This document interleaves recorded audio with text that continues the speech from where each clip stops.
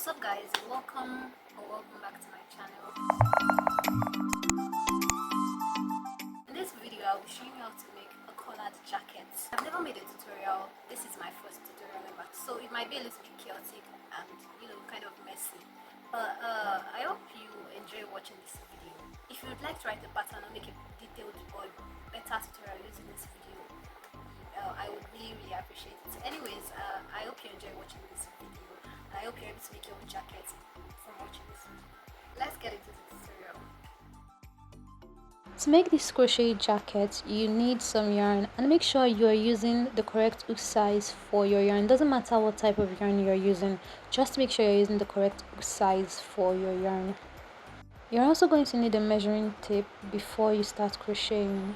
Since we are working on the front panel, you're going to have to measure your bust and then divide the measurement of your bust into 4. For example, if your bust is 30, you're going to have to divide 30 into 4 to get the length of your first front panel. Don't stretch your chains like I did. That was a mistake that I made. We are going to be using moss stitch for this project, so you count 4 chains and then put a single crochet into the 4th chain. Count 4 chains and into the 4th chain you put a single crochet. Since we are going to be using moss stitch for this project, if you know what that is, you can crochet and then continue, but if you don't know what that is, you're simply going to make a single crochet, chain 1, skip a chain and then make a second single crochet.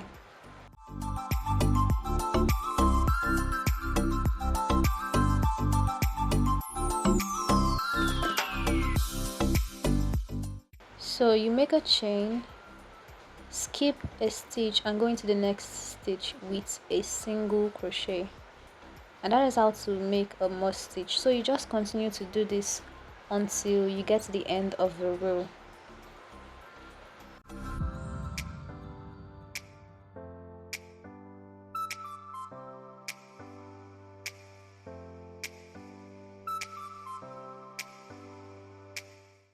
Once you get to the end of your row, you're going to make 3 chains.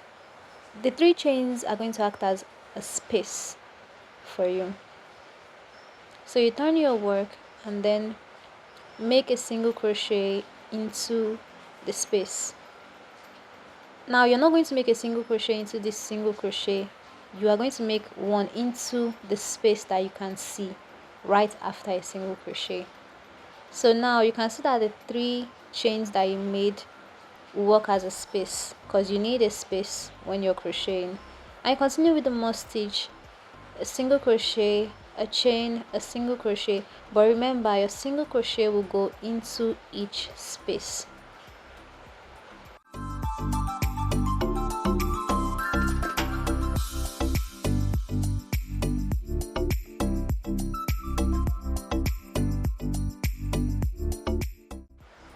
So remember we made 3 chains at the beginning.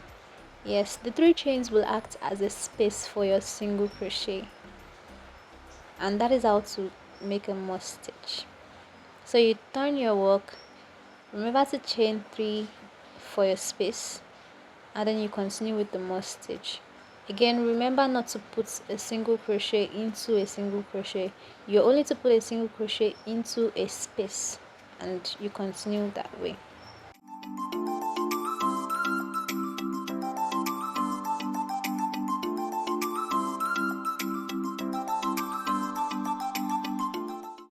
Once we get to the 6th row, we are going to make increases. So you turn your work and only chain 2. So once you chain 2, make your first single crochet into a single crochet. We're trying to make increases here, so you are allowed to crochet into a single crochet because you want to make an increase. Chain 1 and then make a single crochet into the space. And we have made our increase, so you just continue to crochet as usual. Make a chain, a single crochet,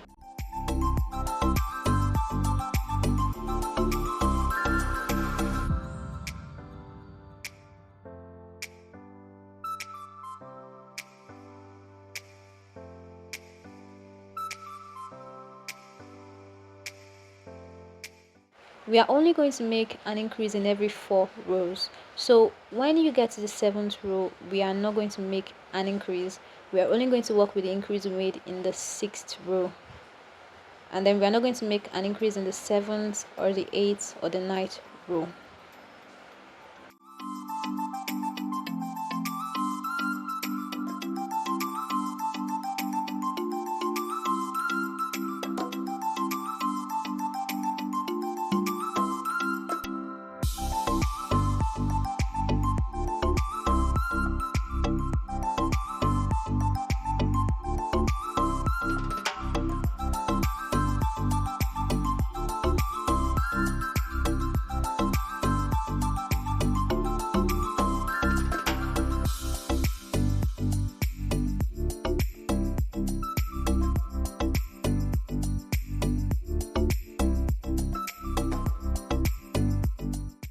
So this is the 9th row and we are not making any increase. And then when we get to the 10th row, we are going to make another increase. Just like we did on row 6, you're going to chain 2, turn your work and make a single crochet into the first single crochet.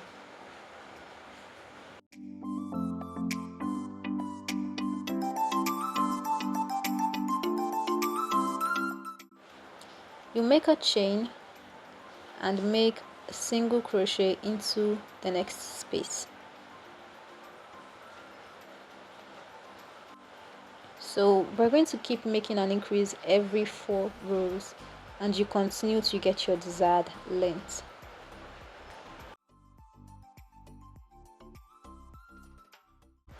I personally want my work to be 10 inches, but if you want more than that, you can go ahead and make yours as long as you want it to be. Just keep making increases until you get your desired length. Now I ironed my work, that's why it's so crisp at the edge. We are going to keep crocheting until you get to the edge that you've created. I ironed my work, that's why there's that crisp edge. You don't have to iron your work, but if you want that crisp edge, you can iron your work as well. So when you crochet, you get to the edge, you can turn your work around because we are going to build on the collar. So we're not making any increases for the first few rows. Now we're going to start counting the rows from the one that we just made. So this is the 2nd row that we're working on right now. Again, you can make as many rows as you'd like, but make sure you're not exceeding 1 or 2 inches. Now we'll start making our decreases. So you chain 1 and turn your work around. Now you skip the first single crochet, skip the first space, skip the 2nd single crochet and make your first single crochet into the 2nd space.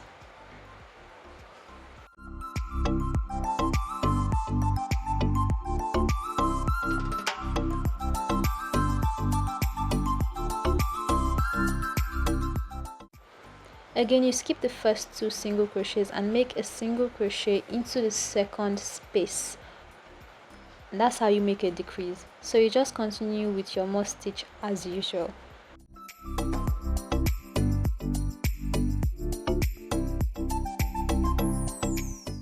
This time around, we're not going to be working in a set of 4 rows. We're going to be working our decreases in a set of 2 rows.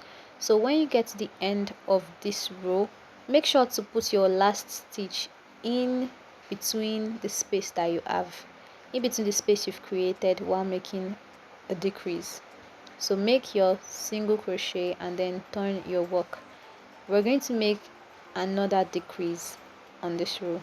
So now that we have a chain already, you skip the first single crochet and the 2nd single crochet, then make your first single crochet into the 2nd space, and that is how we make our decreases.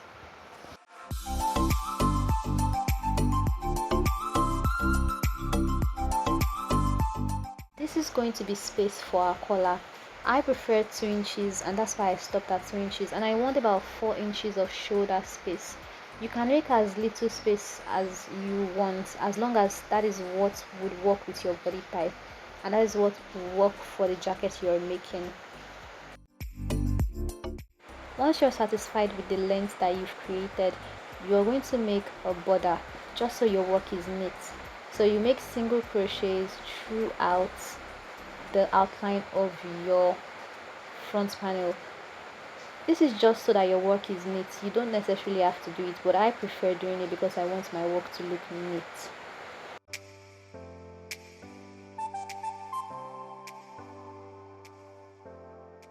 Another mistake that I made was that I made the foundation chain too loose. Don't do this if you don't want a lot of spacing between the border and the actual panel.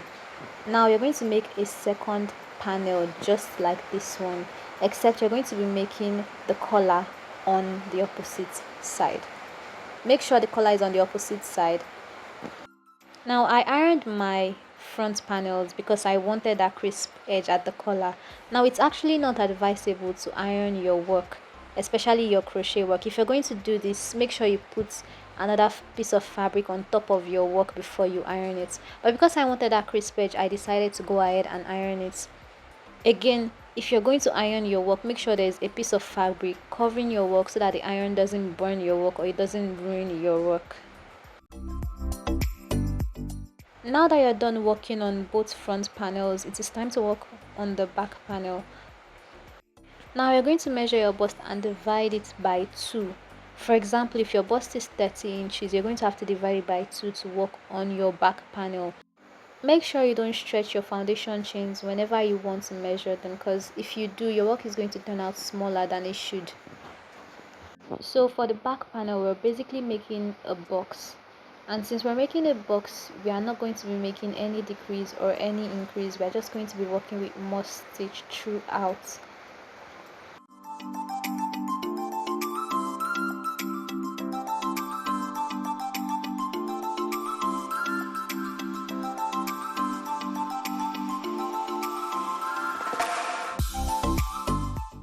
Once you're done measuring your box, make sure that the rows that you've done for the front panel are equal to the rows that you've done for the back panel as well. Make sure that your work is equal. Remember you did some decreases earlier. Make sure you've done the same amount of rows on your back panel as well. We're not making any decreases, we're just making sure the rows are equal.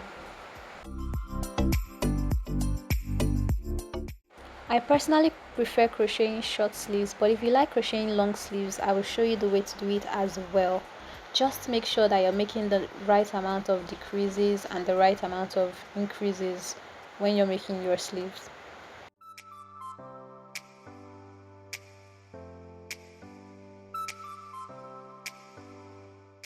I like short sleeves, so I'm going to be making really short sleeves. And I made 20 rows, but if you want your sleeves to be longer than that, you have to make as many rows as you'd like to make.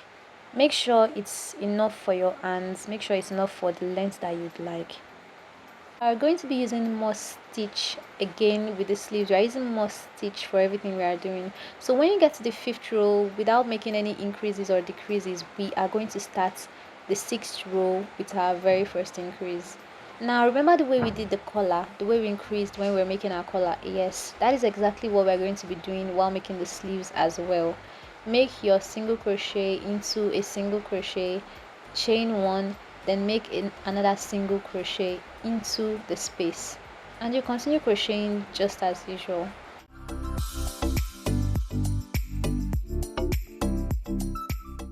While making the sleeves, we're going to be working in a set of 4 rows. So we're going to be making an increase in every 4 rows, just like we did while making the collar. You're working with your measuring tape, so we're going to make our increases, and when we get to the apex, we're going to stop making increases. We are just going to keep working, no increase, no decrease, until we're going to make about 6 rows doing that.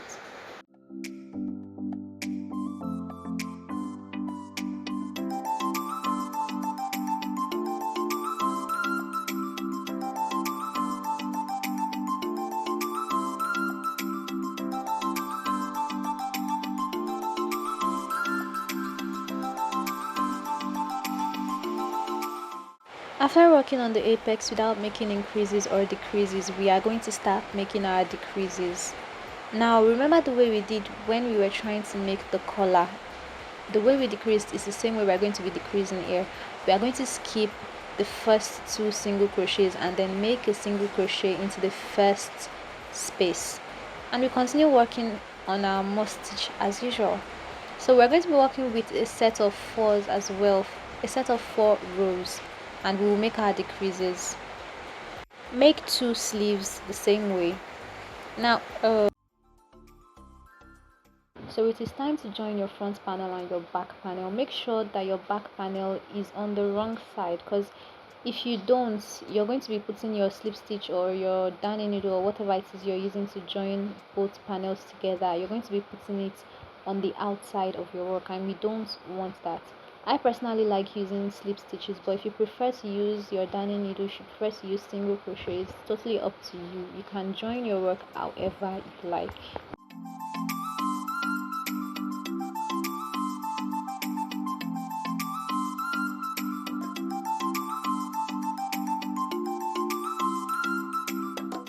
Once you've joined both panels together, you can go ahead and make the second collar. Now to make the second collar, you're going to be working in single crochets, basically moss stitch. You're going to be working in moss stitch round the neck from the decreases you made to the back panel. So you're going to be making your moss stitch, that is single crochet, 1 chain, single crochet, then 1 chain. So you make it round the neck.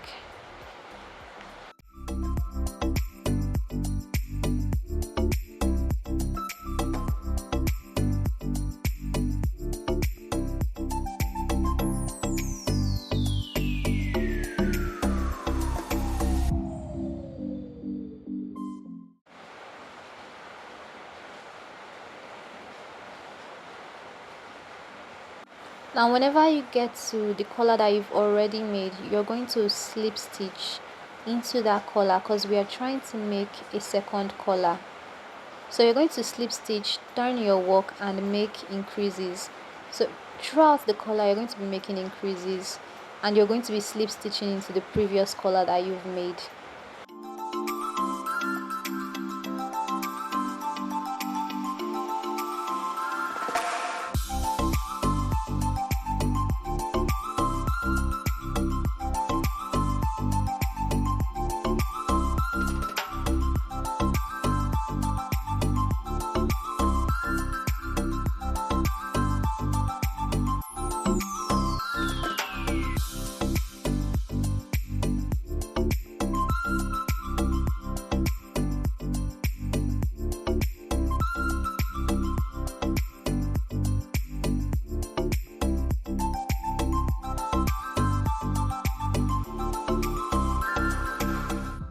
Whenever you get the collar that is on the front panel, make sure you slip stitch into the collar so that your work is joined together from the start, because we are going to be increasing a lot.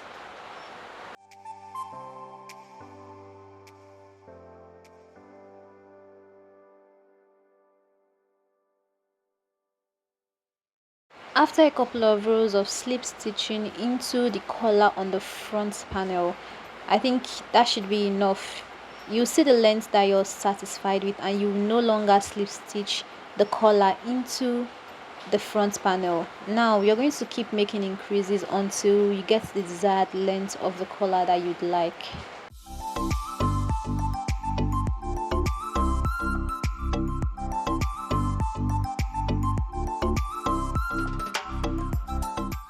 As long as you have your desired length, make sure you're no longer slip stitching into the collar on the front panel. Now you're just going to keep turning your work and making increases, because we want to make the second collar now.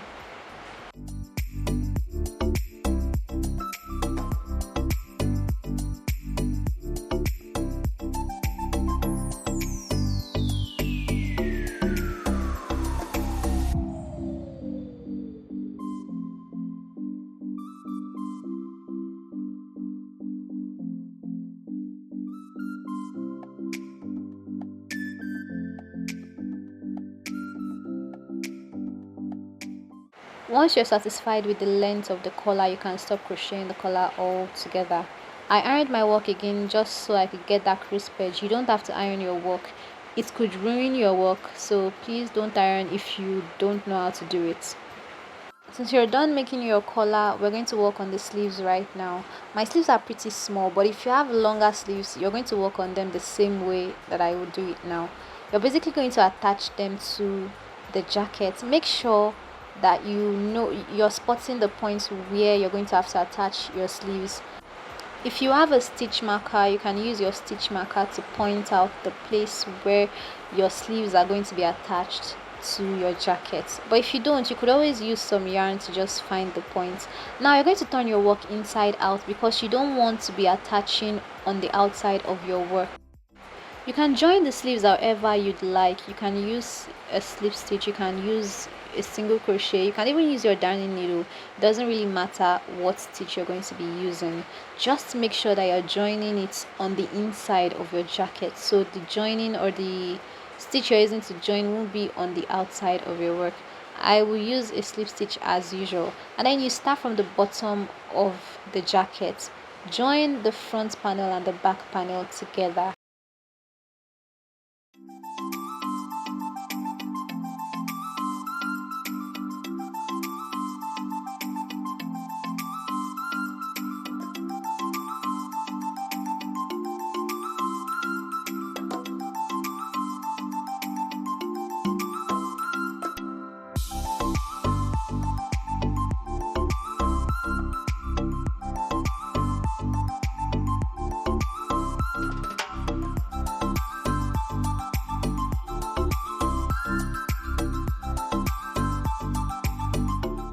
You're going to attach the sleeves the same way you've attached the front and the back panel, with your slip stitch, with your single crochet, or with your darning needle.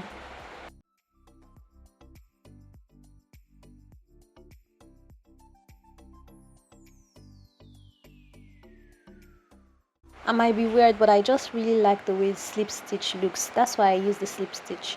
Now make sure you cut off all the loose ends of your work so your work is neat. Cut off the loose ends, and if you have an iron or a steamer, you can go ahead and steam the parts that you've just attached, so everything is looking neat and is looking nice. Again, this is my first tutorial, so if you think I'm doing something wrong or maybe I should do something differently, since you're the one watching anyways, please let me know in the comments below. I really like the way it looks, and if you've seen this video and you think you can do a better video, maybe a detailed video by what you've seen in this video, please go ahead. I'll be happy to see it because I know my work is in detail. So much for watching this video. I hope you enjoyed watching it. The jacket's a little bit too small for me, but then again, sort of a practice jacket since I'll be making many more jackets in the future. I hope you enjoyed this tutorial. Once again, I hope you noted the mistakes that I made with this jacket so you don't make it when you make your own jackets. And I hope the tutorial was helpful enough. I know it's all over the place. I hope it's helpful enough so you can make your own jackets. If you enjoyed watching this video, please like and subscribe to my channel so you can see more of my videos, because I will be posting many more tutorials to come. And yeah, I really enjoyed making the jacket. I hope you do too. So see you in the next one. Bye.